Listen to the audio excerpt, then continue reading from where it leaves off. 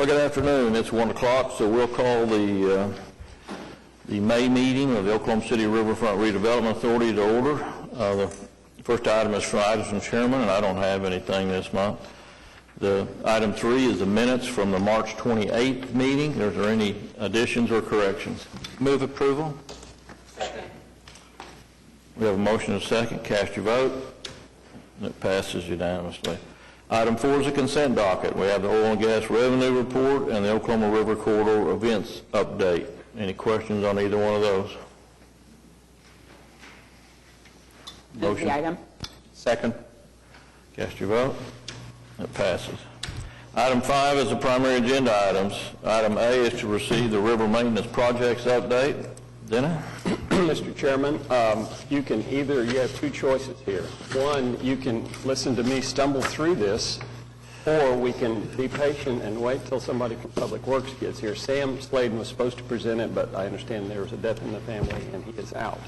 So somebody from Public Works is on their way, and we can... Why don't we wait till they get here? I think that's a good choice. We'll skip by that one. Not that I don't enjoy hearing your voice, Mr. Clowers, but you can go on and on sometimes. Okay, moving to item B, the quarterly river cruisers update. Jeannie.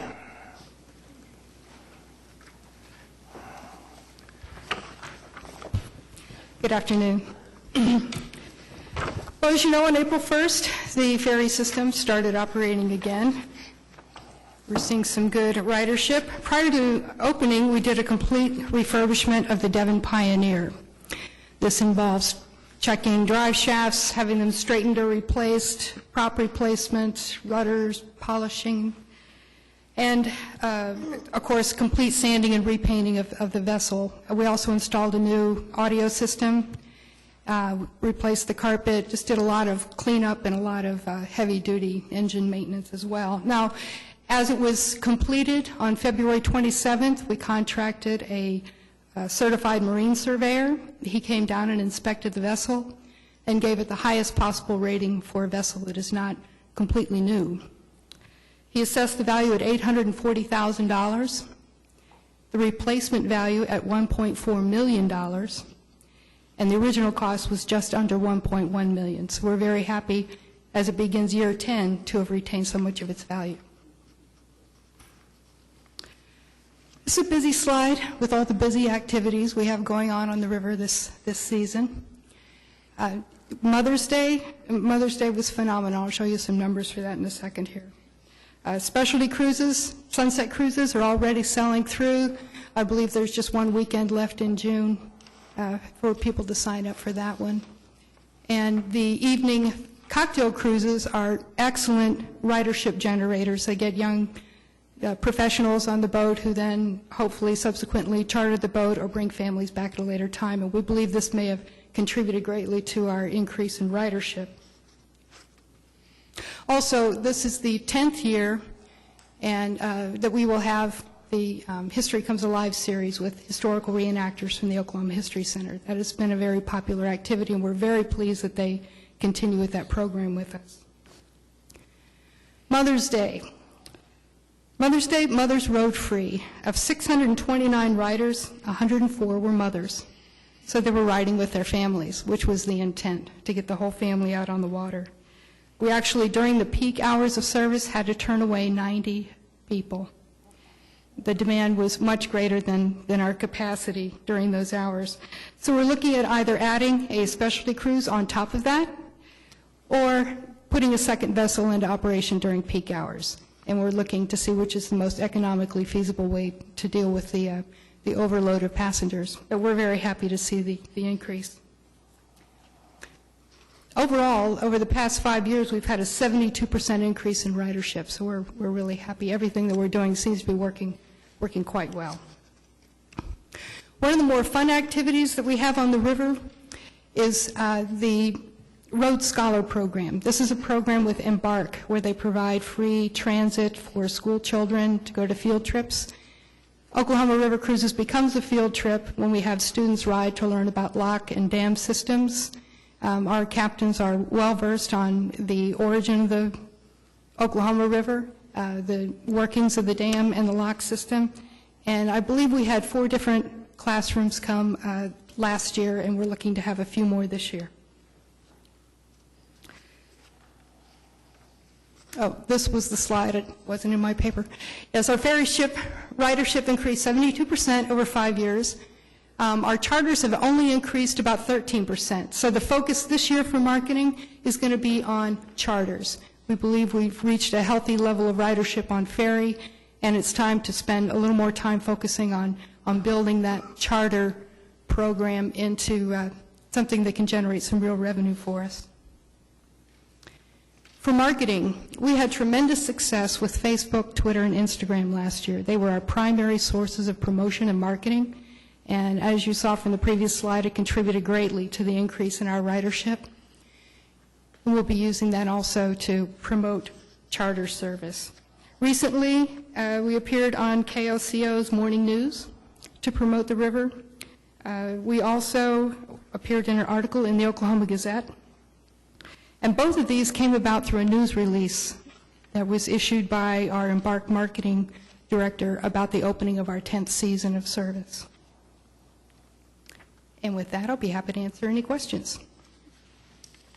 Any questions? Motion to receive that report? Second. Cast your vote. It passes unanimously. Now we can go back to the substitute.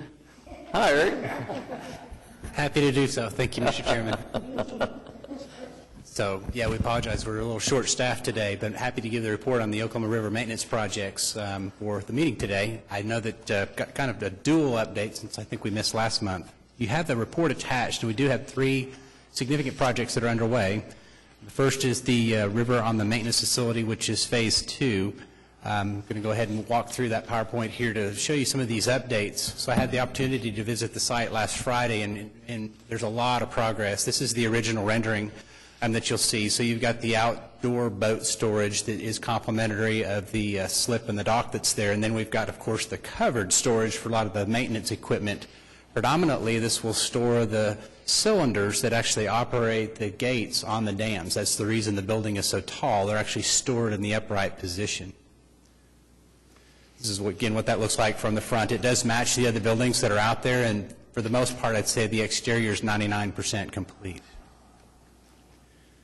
This is the back of the actual boat storage area, and so this is where we can actually store some of the trailered boats that are not actually in the water. Public Works has a series of 4 boats that are currently stored in the water. These are mostly the debris removal boats, but then we also have some smaller boats that are in this facility now. This is just a loop drive. So what makes this facility unique is it does have the large overhead storage, and it would be really difficult to back a trailer in there. And so this is actually a wide drive that circles that building to allow trailers to be pulled around without having to back at all, so they can come in and out of the building just in the forward gear. So this is a look to the interior, and this is pretty much what it looks like as of last week. And so what you're seeing is the very tall ceiling with the hoist. The hoist is what's going to be able to raise those cylinders into their upright position. They stand about 25 feet tall. We do have some storage, some what I'll call attic storage that's off to the right. You'll see those behind those space heaters that you see there. And then this is the finishes to date. So they do have all of the framing up. They have the drywall. They actually just finished the painting of this area on Friday. And what's behind these walls is you have men's and women's lockers with showers. You've got some storage areas. You've got a conference room and some other spaces that are here in this, what you see behind each of those doors. And this is the interior of that conference space. It's also going to be part of the command center. One of the things that we hope to do is that we'll actually have the computers, we'll have the monitors, and similar monitoring equipment, which we do from 420 West Main now, also available at the river site. So should there be the need for an emergency for monitoring or actually to operate remotely the locks or the dams themselves, we can do that from this space here.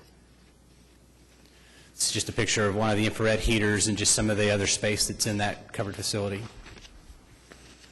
This is the actual dock area. So this is the slip where we actually can keep many of the boats wet. Again, just some updates for that. A lot of heater pictures. And these are just some new flaps that are just installed on the operable doors, and so some maintenance items that are there. Second item that I'm going to report on today, and so the project is progressing very well. So the maintenance facility is actually scheduled to be complete in just the next 2 to 3 weeks. As I mentioned, they're finishing up the painting. Most of the function is there. Contractors were working on Friday, so no other major items other than just finishing the painting, and then we will actually then go and install the IT, the furniture, and some of the other spaces. And so city crews are looking very much forward to getting into this building very soon. So look at the Boeing Aviation cleanup activity. This was an activity that occurred in the Western Avenue wetlands on April the 8th. And this was actually hosted by our Stormwater Quality Division of Public Works. So this was on the north side of the river west of Western Avenue, and we had 14 volunteers. They collected over 67 bags of trash that totaled a little more than 1,000 pounds. And so obviously significant efforts to make sure that we keep the river basin clean. So we do encourage the volunteer support activities that we get from time to time. This is a lot of the spaces that there really isn't a better way to pick up this trash except by hand. This isn't something that a boat can go out with equipment and actually get in and pick those items up. So our appreciation goes out to the Boeing Aviation volunteer. This is just a final picture of that crew. And so the last one that I'll report is we do continue to monitor the river.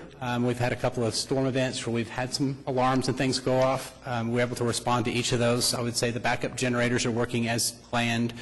Our systems and our support staff are being able to address all those items. And so with that, that'll conclude my report for this month, and we'd be happy to answer any questions you have about the river. Any questions? I know later on in our agenda, Dennis, we have a easement for OG&E going there. Is that line already there, or are they waiting to get the easement before they take the power in? I believe they're waiting. I need to double check on that to be sure. There is power to the facility now. Right. So I'm not sure if it's the final power or if it's just temporary power. A lot of times contractors will pull temporary power and then we'll switch it over to permanent power after we're done. Well, it looks like the project is pretty close. I didn't know whether waiting on the electric is going to hold it up or not. Yeah, I don't see a reason for us to be able to delay, and OG&E's been really helpful on all the other projects that we coordinate. So, okay. All right. Thank you. Welcome. And a motion to receive that report? So moved. Cast your vote. Passes unanimously. Okay, item C, receive an update on timeline for proposed GO bond election. Mr. Chairman, members of the trust, I'd like to go over a little bit of the background of how the bond authorization has been put together. 10 years ago, when the 2007, or actually longer ago than that, 11 years ago, when the 2007 authorization was put together, I was in Eric's chair at that time, and we started well in advance, but not as far in advance as we have this time. We started, staff actually started putting projects lists together a year and a half, 2 years ago. In fact, Public Works has been keeping track of projects that come in from citizen complaints, drainage complaints, street complaints, things like that, keeping those in files so that we had something to start with. And then about a year and a half ago, they started actively putting project lists together. The public engagement that we've had this time has been much more involved and involved a lot more people. We went through, staff went through a prioritization of projects. We held a workshop in every ward earlier this year. Most of those were, you know, there's not a lot of people that come to those, but they were more well attended than they were 10 years ago. We had an online survey that over 4,500 people participated in with ideas about projects.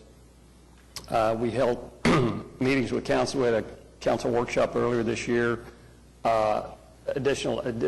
Separate meetings with individual council people on specific projects that they would like to see.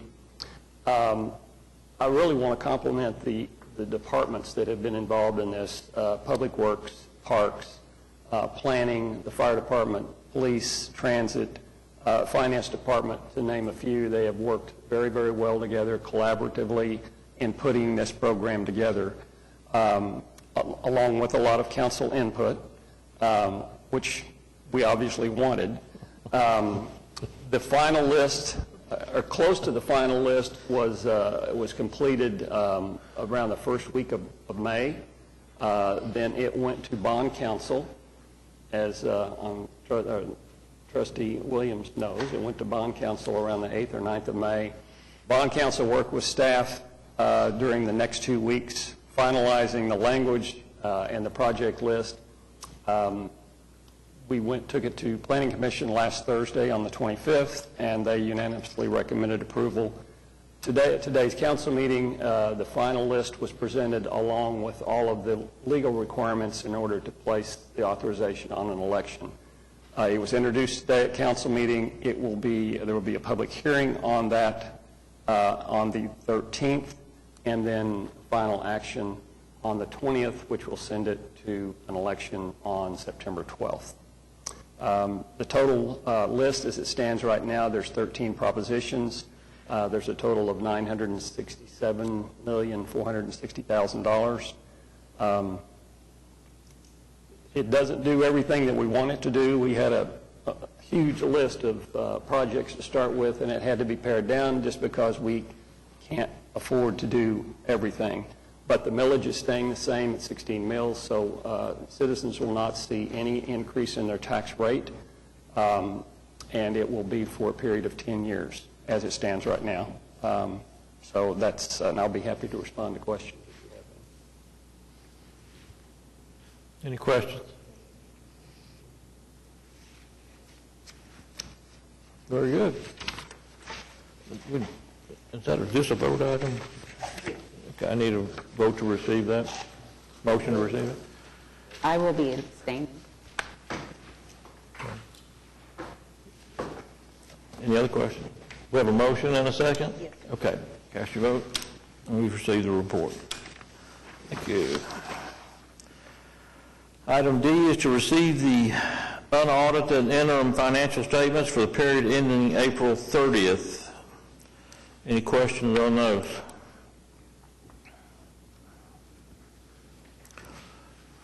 Need a motion to receive? Second. Cast your vote. It'll pass unanimously. I will say that, and it's a written comment in Doug's report at the end of our packet, but these will be changing starting next time. Staff talked to me. The finance people came up with a much shorter, much cleaner, easier to understand financial report than this thing, and we will start receiving that quarterly instead of every 2 months like we've been receiving this. But we will still get the once a year complete financial report like we've been getting. So, but this is the last time you'll see one that looks like this as a bi-monthly report. So, anyway, just. Item E is to receive the report on the annual meeting of the Oklahoma River Stakeholder Group. Doug, you going to talk about that? Thank you, Mr. Chairman. Doug Cupper, Director of Parks and Recreation and Cultural Services. Last year, we recommended to the trust that we go to a once-a-year meeting, at least until the economy comes back around and things start rocking and rolling as it relates to river properties and our ability to bring action before you all. But we had a dynamic meeting, I thought, at the boathouse, and we want to thank Mike Knopf for his hospitality for hosting us at that annual meeting. We had a lot of the stakeholders represented there. They all gave positive reports on the future of their activities as it relates to the river. Some of the things that got highlighted, obviously the Wheeler District was a big one. We do want to point out that Trustee Ms. Williams pointed out that we had one typo on the Wheeler District report. A little hard to have 100,000 visitors in 17 and still plan for another 250,000 in the same year. So I think the first date should be 2016 rather than 2017. But still, nice numbers for their opening year, and I think they're looking forward to a great opportunity for this year. And of course, all of the great things that Mike reported as it relates to the Boathouse District and the events they've got going on in Regatta Park, but also out at Lake Overholser. Lots of positive things going on the river. Obviously, it's all in the report, and I'd be happy to answer any questions, but we'd recommend that you accept the report. Any questions for Doug? Motion to receive?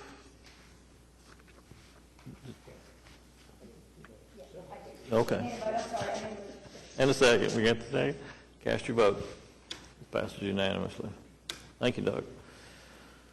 Item F is what I mentioned earlier. It's a recommendation to that the City of Oklahoma City grant an easement to OG&E for the service going to the new river maintenance facility.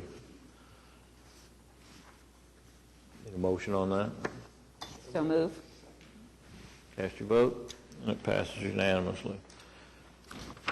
Item G is a request from the Boathouse Foundation to authorize the installation of the artistic graphic Cascade by Mike McCartney at the bicycle pump track down there. This is goes along with the move of the statue or the piece from Matt Hoffman Park that came over recently, and I understand it is installed, right? Is that true? Not yet. It's coming though. But so this is in addition to that. Yes, this is. Yeah. It is in addition to this, into that project. This is it's really meant to be an artistic piece on the actual pavement itself that serves both as an aesthetic enhancement, but also as a very functional purpose for directional usage. So, Mike, I thought it was very interesting. I was caught up on how neat it's going to be for the riders. well, I think so. One of the things that take you back when we came up with this idea of the pump track, there was only 2 other in the country, and the one that we looked at was in New York City, and they had art on the track itself, which was really interesting, and we thought we would like to recreate that here.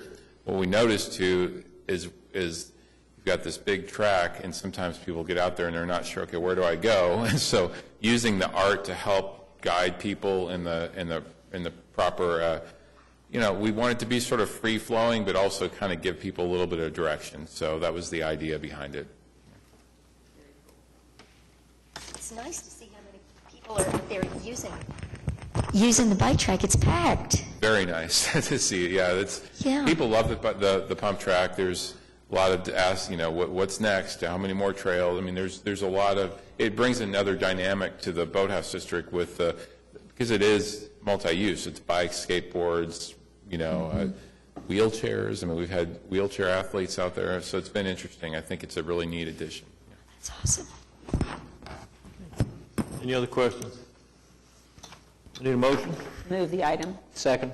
Cast your vote. Passed unanimously. Okay. Thanks, Mike. Thank you. Okay, item H is a request to incorporate additional Oklahoma City property into the Manuel Perez Park. You have a diagram along with your agenda item showing the increased area that they want to add to Manuel Perez. Basically goes ahead and takes everything on up to the channel east there. Just make a bigger park, I guess. What? Doug? Oh, there he is. I'm sorry. I thought that was Mike still. I am short. The microphone was blocking me. Yeah. I mean, you got plans for that, or you just want to go ahead and grab that now? And what's the thought behind that, Doug? Well, it was probably my miss on presenting to you the first time. The original map was not what was originally intended to be brought forward to you all, and we discovered the clerical error on our part, and we just want to clean this up. It would, in essence, be a no man's land cut off from any real reality, and we think that adding it to the Manuel Perez and allowing us to program that space and create some more worthwhile activity areas in conjunction with Manuel Perez Park is the right thing to do. Otherwise, it'd be kind of no man's land as it was before. So, again, it's mostly error on our part when we laid out the first map, but we think it'll be a great addition to the Manuel Perez Park and allow us to do some dynamic programming down there. Be happy to answer any other questions.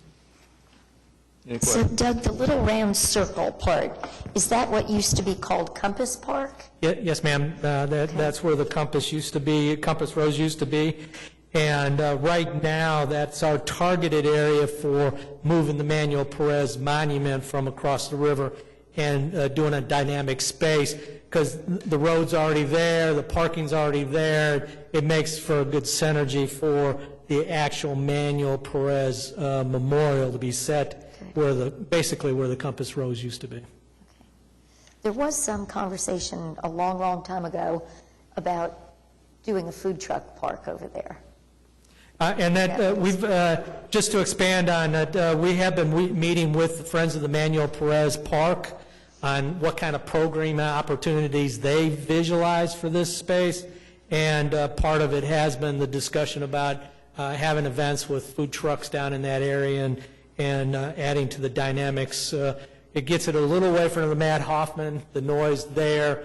They're looking at moving some of the Southside festivals down there, possibly Cinco de Mayo, September, that sort of thing. They're looking at creating spaces for their quinceañeras in Manuel Perez Park. So there's a lot of dynamic thought processes going into this space. And again, that's why that green space being added will help further those discussions as it relates to larger scale events for the Manuel Perez And the Park. space on Southeast 17th Street, is that private property, the little? Yeah, that little cutout? cutout, yes, ma'am. That's all private property. Okay.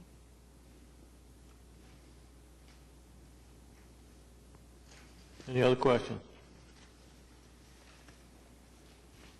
A motion on that? So moved. Cast your vote. It passes unanimously. Item I is a memorandum of understanding with the city, the Riverfront Authority, and the OKCX Cycle Club for presenting the Oklahoma River Trail Relay on August 13th. Move the item. Okay. Any questions? Cast your vote, and it passes. Item J is a resolution approving financial participation in the amount of $25,000 by the Riverfront Authority in the sales and marketing plan for the 2017 River Cruisers.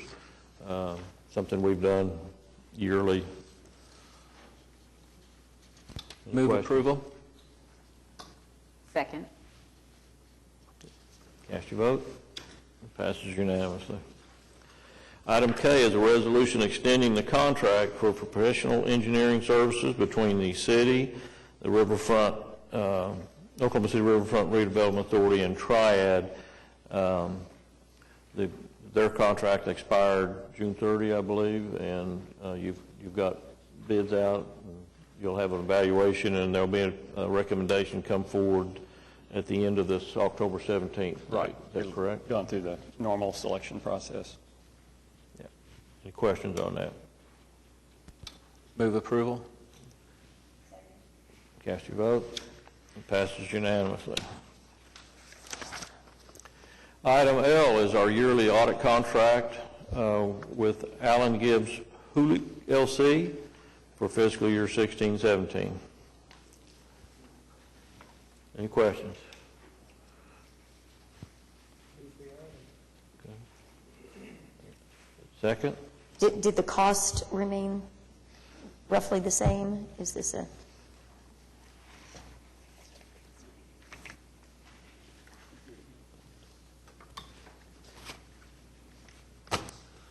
Let me look and see what we paid last year. Okay. The $10,804 is what the contract is for. I'm not sure if that's an increase over last year or not. And this is the same firm that did it last year? We did, okay. I'm thinking it was. I'm sure it's I close. don't know that for sure. I tried to see if that information was in the document. I think that was It is the same company.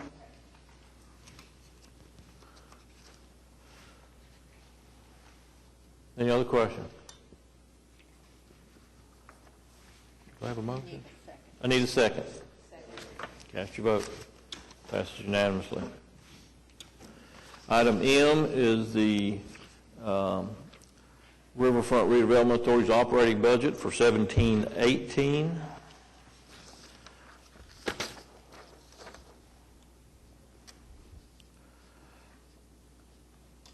The only question I had was on other services and charges, the $20,000. Would you remind me what that $20,000 is? Doug, part of that is any anticipated fees we might pay to our consultants. That's correct. We need to make sure that we have some line item in there that identifies some amount of money, so if something comes up that we need to take action on and have the trust pay the bill, that gives us the opportunity to do that. Plus, it's the end of, no, Such as our on-call Yeah. engineer, of which we paid, I don't think we had any expenditures to them this current fiscal year. And this is the first year that we're taking a distribution out of the fund? The what? That is correct. Councilmember, or Trustee Mars was able to get the deposits at the Community Foundation elevated to that $1 million status that allows us to take the proceeds from that. Yeah, I've got a little caveat on that, and we have a strong commitment to finish that off by June 30th, and that will happen. But we still, by ordinance that was created years ago, we still have to have a meeting with a group that's identified in the ordinance. That committee has to specifically request that the money come to us instead of being reinvested again. And that meeting has not happened yet, but it will. Good. So that's, we're anticipating Well, all that. that's an important milestone to recognize on here, is the contributions up to $1 million. So thank you for your hard work on that. Yeah. I just noticed that if you look at the actual for 16-17, the audit was $10,592, and they're budgeting $10,804 this year, so it's just a little bit higher. Any other questions?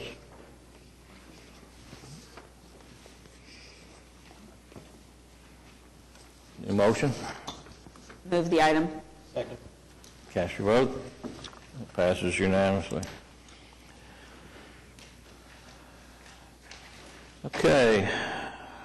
Item 6 is claims, which we don't have one this month. I kind of like that. Let's just keep that going. Well, we just don't ever have any claims. We don't spend money if we don't have claims. I like that.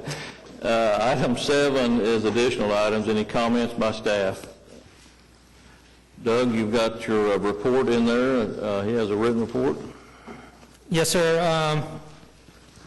Again, we're just happy to have as many quality partners as we do to perform activities on the river, and the cleanup that, the word's getting out. We're getting a lot of volunteer offerings to help Eric's folks and my folks keep the river pristine. So we're truly happy about that, and be happy to answer any other questions. Otherwise, we recommend that you accept the report. Any more questions of Doug? Motion to receive that? So moved. It passes unanimously. Any comments by trustees? Really nice to see such a busy weekend down on the river. People are rafting, walking, zipping. I mean, it's just incredible what's going on down there, Mike. Very exciting to see, and nice to ribbon cut the East Bridge. It really will make life easier for people down there visiting, and just all looks terrific.